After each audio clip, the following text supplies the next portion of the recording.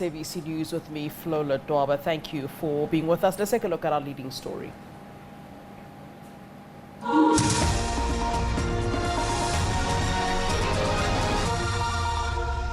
Right, we begin here. Democrats won one hotly contested U.S. Senate race in Georgia, pulling ahead in a second, edging closer to control of the chamber and the power to advance Democratic President-elect Joe Biden's policy goals when he takes office this month.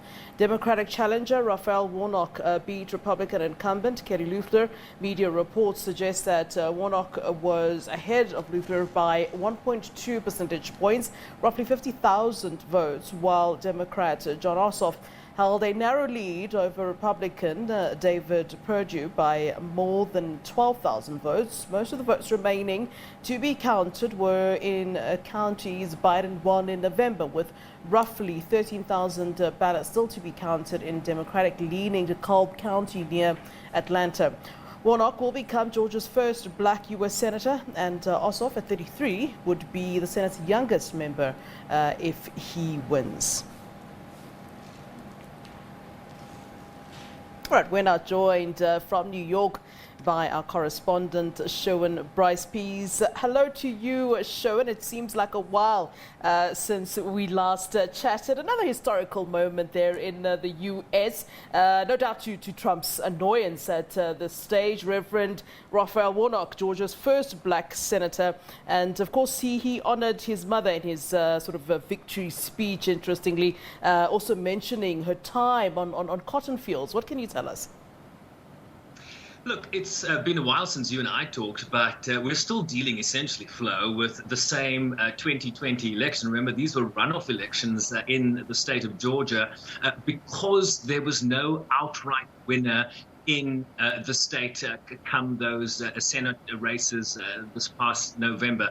And of course, the historic nature of that period when Joe Biden won the state for the first time since 1992. So the historic nature of the Democratic resurgence continues. They had runoffs now because essentially what you require in the state of Georgia is a candidate to win by 50% or more. And yet this is what's going to be very troubling for Senator David Perdue, for example, the incumbent Republican, that it looks like he's going to lose to Jon Ossoff, the other Democratic Senate candidate, is that he actually won that race against Ossoff in November, but was unable to surpass the 50% threshold. I think his number was 49.8%, so he came in just under that 50%. So we'll be very troubled by what he's seeing in terms of the Ossoff resurgence there. Jon Ossoff, I can tell you, although not official, has declared victory the state. And Flo, we've just heard from the Democratic leader of the Senate, Chuck Schumer, the senator from New York. He writes, as majority leader, President-elect Biden and Vice President-elect Harris will have a partner who is ready, who is willing and able to help achieve a forward-looking agenda and deliver help that is bold and of change. So clearly the sentiment among Democratic quarters is that they are going to steal these two races, which will give Democrats essentially 50 seats in the Senate, equivalent to what Republicans will have. And of course, Kamala Harris, as the vice president in that role and head of the Senate, will be able to provide a tiebreaker vote. So essentially, Democrats will control the House of Representatives. If Ossoff his win is confirmed, they will then have the Senate and, of course, the White House. And, of course, Democrats have not held the Senate since as far back as 2015, or 2014. So at least 6 years that Mitch McConnell has held the reins in the Senate. So very, very historic year. Of course, Raphael Warnock is a pastor of 15 Ebenezer Baptist Church in Atlanta. And of course, that is a famous church because it's where Martin Luther King Jr., Dr. Martin Luther King Jr., spent many of his years preaching. Just a historic day in terms of Atlanta, the role of Stacey Abrams providing really an ascendance, wind at the back for Joe Biden, certainly as they prepare to take office on January 20th. Well, you know, at which point then will Trump sort of have to sort of step down, whether he likes it or not. I mean, we've seen and we know him for wishing inconvenient truths away as he has, even with the coronavirus, for goodness sake. At which point do we get to, in terms of U.S. elections, do we get to a place where there's nothing further he can do? There's nothing more he can do. It's now time to say, that's it, goodbye, you're done. You know, Flo, an inconvenient truth is often true. It's just inconvenient. What the president, the outgoing president, has done here has straight up lied, has produced no verifiable evidence. All the claims of ballot rigging, of fraud, these Justice Department, the former Attorney General coming out late last year to say that they've seen no evidence of widespread fraud that could change the result of this election. The election is decided. We are at the end of the process. I mean, there is some perfunctory role, essentially a traditional role, a ceremonial role that Congress will play in terms of validating or counting the electoral college votes that have already been certified by the states. States run elections in the United States, not the federal government. And so if a state, as will happen later today, sends their electoral college votes, for example, the 20 electoral college votes that Biden won in Pennsylvania, they will then send those to Congress to open up in a ceremony today, read those 20 electoral college votes for Biden, and then do the count of Congress. That's all that the role entails. Yeah. What the president has thought here to do is to change the trajectory, to change the traditional role of Congress so that various Republicans will now object. But that is pure political theater. It's not going to change the result. Joe Biden will be inaugurated on January 20th, and those are just the facts. Inconvenient truths aside, though. Is there anything more in terms of Trump perhaps using legal instruments? For example, we've seen the tweets. I mean, we've seen all the kinds of threats that he's made since he first lost. And then, of course, he's been talking about January the 6th, going on about January the 6th. I'll see you January the 6th. What was he hoping for? What was he hoping would happen? I mean, some people were saying that, it was also just for him trying to instigate some sort of violence. And I wonder if that might have been also the thing. But it doesn't seem that things are going his way in any sense of the word. What now? What more can he do? What options does he have? Because we do know that he loves to lean on the law, for example. So would there maybe be a loophole that, I'm about to say the former president, that the president, Donald Trump, could perhaps then kind of press on and lean on and want to go use to stop Biden from going forward? So no, I mean, the short answer is there is no legal loophole left to the president. Remember, there have been over 60 court cases across various states, including an effort at the Supreme Court, which was shot down. So they've tried everything, essentially.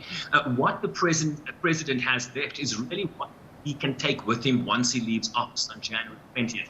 And so what you are now seeing play out in Washington in terms of Republicans objecting during this tabulation in Congress later today is the Trump loyalty test. How loyal are you going to be to me? Because I, as president of this party, as outgoing president, still wield enough power within the GOP. I still have a great deal of support. Almost 75 million voted for me in this election. So if you cross me as a Republican legislator, as a Republican senator, I am going to primary you in 2 years' time when the midterm elections happen. And he's threatened the various Republican senators who have already denounced Republican efforts in the United States Congress to object to Joe Biden. I mean, they just don't have the numbers, the objectives in terms of what can really happen. Let me explain very briefly.